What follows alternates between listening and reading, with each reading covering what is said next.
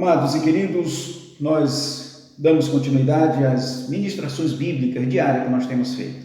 Hoje nós vamos iniciar a 2 Tessalonicenses, esta pequena epístola de 3 capítulos.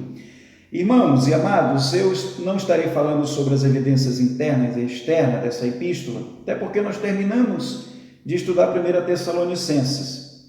Para uma guisa de introdução, eu acredito que seja mais importante, nós frisarmos para os irmãos que essa epístola foi escrita no ano 50 ou 51 depois de Cristo. Paulo ainda está na região da Acaia, mais precisamente na cidade de Corinto, que era a capital. Ele escreve essa segunda epístola depois de 6 meses que ele conclui 1 Tessalonicenses. Talvez você fale, mas é um tempo muito curto, de fato. Por que Paulo escreveu uma epístola com um tempo tão curto de uma para outra? Aconteceu incidência de falsos mestres na região da Macedônia. Isso trouxe uma complicação ética e teológica para esta igreja. Então, Paulo vai escrever 2 Tessalonicenses para dar algumas orientações adicionais. Primeiro aqui, irmãos, para fortalecer os irmãos concernente à vida cristã. Por isso ele escreve 2 Tessalonicenses, veja aí no capítulo 1, versículo 3, quando Paulo diz: Irmãos, cumpre-nos dar sempre graças a Deus no tocante a vós outros, como é justo, pois a vossa fé cresce sobremaneira e o vosso mútuo amor de uns para com os outros vai aumentando. Então esta é a primeira razão, porque Paulo escreve 2 Tessalonicenses. Segunda razão se dá porque alguns irmãos entenderam de maneira errada quando Paulo falou do arrebatamento da igreja, da ressurreição dos mortos. Ele falou isso em 1 Tessalonicenses, capítulo 4, aí do versículo 13 ao 18. Dado a isso, algumas pessoas não queriam mais trabalhar. Algumas pessoas começaram a viver uma vida ociosa e isso estava trazendo um problema para a igreja. Então, Paulo escreve 2 Tessalonicenses para corrigir o comportamento desses amados. Observe o que diz aí em 2 Tessalonicenses, capítulo 3, os versículos 11 e o versículo 12. Pois de fato estamos informados de que entre vós há pessoas que andam desordenadamente, não trabalhando, antes se intrometendo na vida alheia.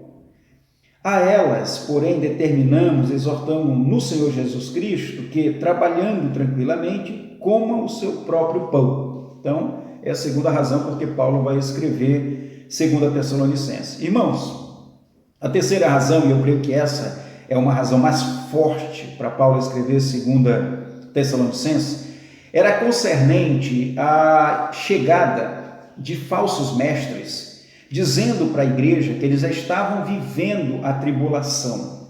Então eles chegaram com cartas, era pseudos evangelho, chegaram também fazendo revelações, e isso trouxe um problema para a igreja. Então Paulo vai escrever 2 Tessalonicenses para dar instruções adicionais concernente o arrebatamento da igreja, a grande tribulação, a tribulação e a grande tribulação, e também para mostrar para os irmãos que para acontecer o arrebatamento da igreja, haveriam sinais, e aí ele vai falar, por exemplo, de quem o detém, o anticristo, e ele vai dizer para os irmãos não demovar da vossa vida aquilo que ele já tinha ensinado. Então eu acredito que essa é a evidência mais forte, por isso que 2 Tessalonicenses vai falar muito sobre essa questão do dia do Senhor. Observe então que Paulo escreve aqui, 2 Tessalonicenses capítulo 2, versículo 2. A que não vos demovais da vossa mente com facilidade, nem vos perturbeis, quer por espírito, quer por palavra, quer por epístola, como se procedesse de nós, supondo que tenha chegado o dia do Senhor. Então Paulo vai esclarecer nesta segunda carta, nessa segunda epístola ao Tessalonicenses, concernente a esses eventos. Então vamos recapitular aqui para a guisa de introdução. Paulo vai escrever 2 Tessalonicenses para esclarecer os irmãos sobre a questão do dia do Senhor, que era o arrebatamento da igreja, a grande tribulação, exortar os irmãos que não queriam mais trabalhar, porque estavam esperando a vinda de Cristo de maneira iminente, então para que trabalhar? E também para fortalecer os irmãos concernente à vida cristã. Irmãos, algumas questões também pitoresca desta epístola é que todos os capítulos terminam com oração. Paulo termina todos os capítulos fazendo uma oração. Veja aí então, capítulo 1, vamos ver aí o versículo 11 e 12. Olha o que diz aí. Por isso também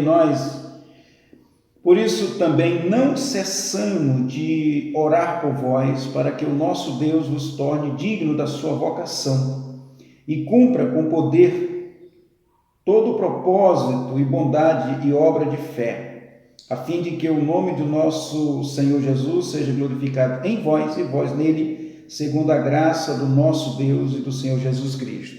Veja também o capítulo 2, versículos 16 e 17. Ora, nosso Senhor Jesus Cristo mesmo e Deus nosso Pai, que nos amou e nos deu eterna consolação e boa esperança pela graça, console os vossos corações e confirme em toda boa obra e boa palavra. Então, vejamos aí o 3 agora, né? Capítulo 3, os versículos 16. Ora, o Senhor da paz, Ele mesmo vos dê continuamente a paz em todas as circunstâncias.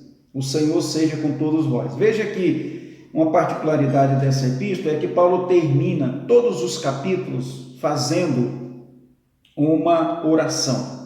Então, meus amados, eu creio que esta é a nossa mensagem de introdução, trazendo para os irmãos essas particularidades.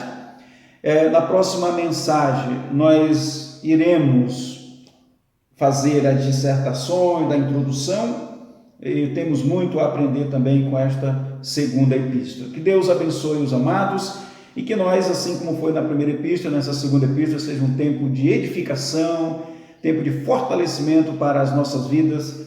Paulo vai usar já no começo algumas teologias concernente à pessoa de Deus, à pessoa de Cristo e sua importância na união na igreja e suas evidências.